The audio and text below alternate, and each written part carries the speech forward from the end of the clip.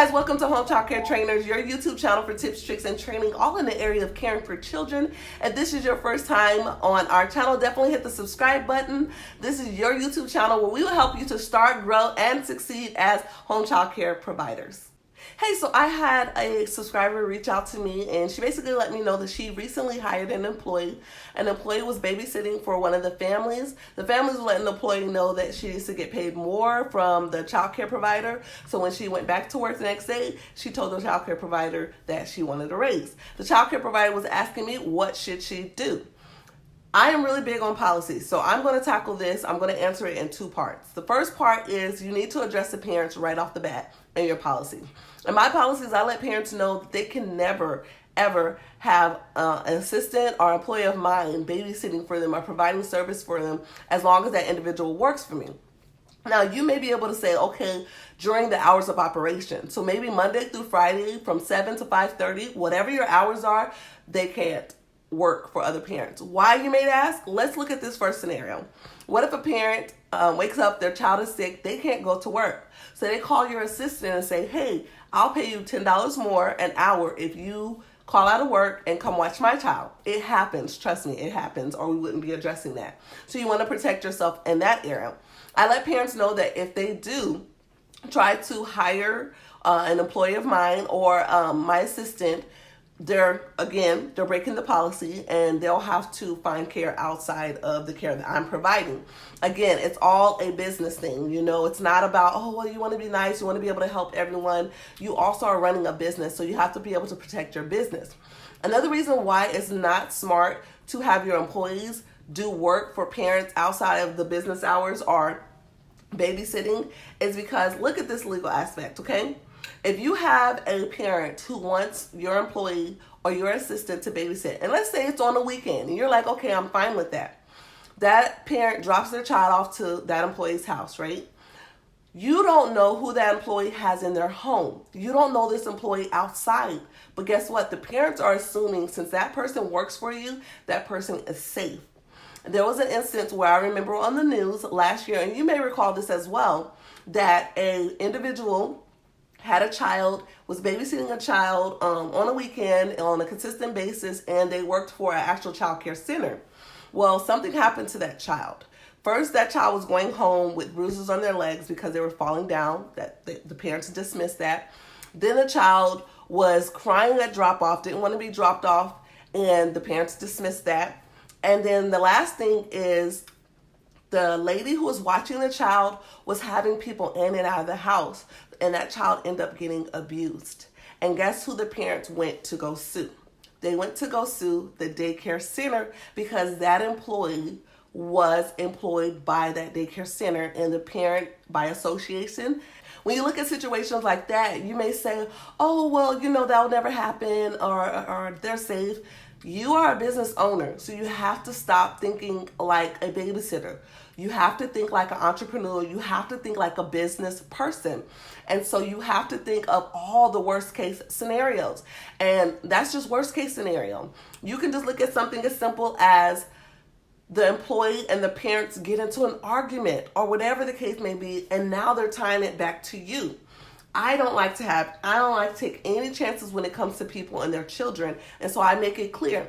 And then I also outline in my policy handbook to the parents, like I mentioned earlier, they still have a choice. If they still decide to contact your employee or your assistant and hire them, and your assistant does that, obviously your assistant will be let go, they will be fired, and the parents will have to take their children somewhere else because, again, now they're letting you know that they don't respect your policies. And you want to make sure that parents understand this isn't something that you're trying to do to control your employee, to control the parents.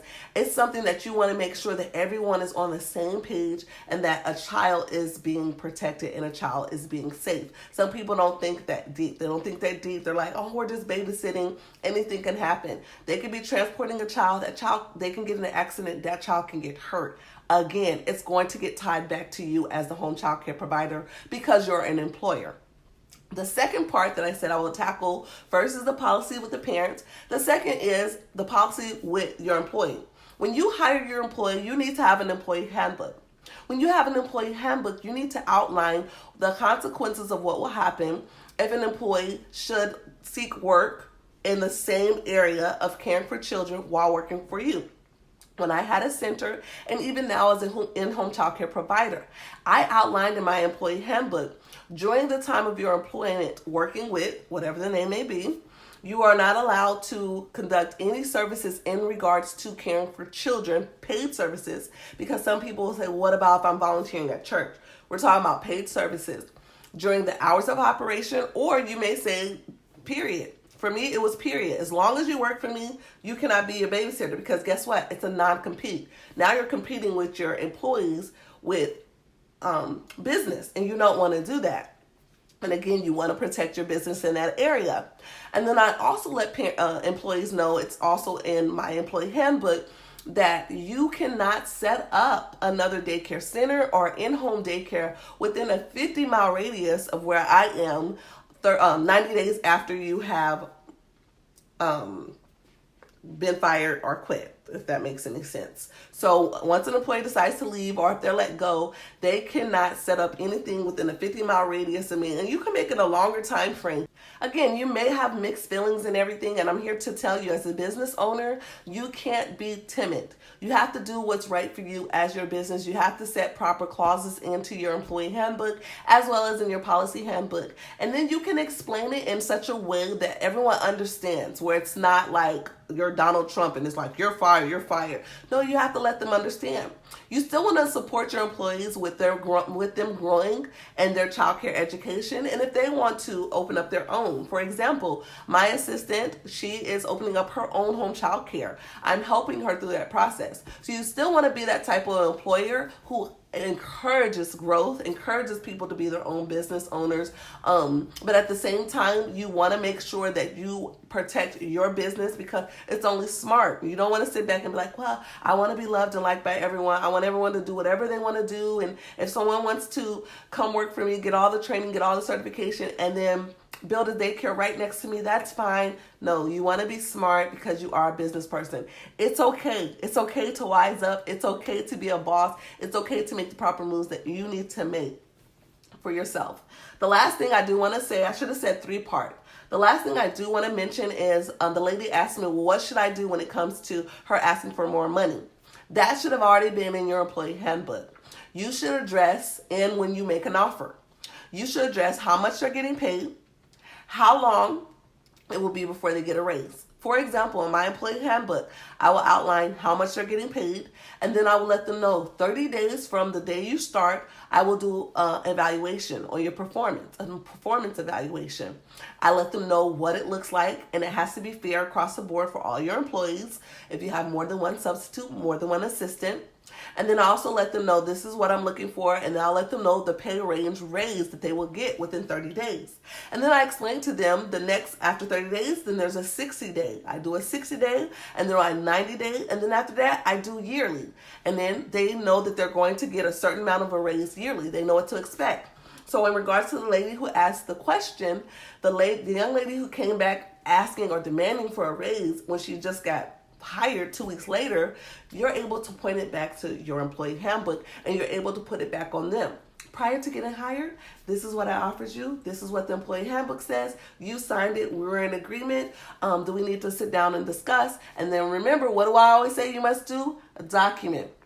Even though you're not on the same page, even though you're not going to give that person a raise right then and there, you still need to follow up with an email or a letter that they sign. If it's an email, it's an email, so you don't have to have them sign it. Just recapping what you discussed. Whenever something's not in writing, it didn't happen. So you need to make sure to always get everything in writing when it comes to you and your business.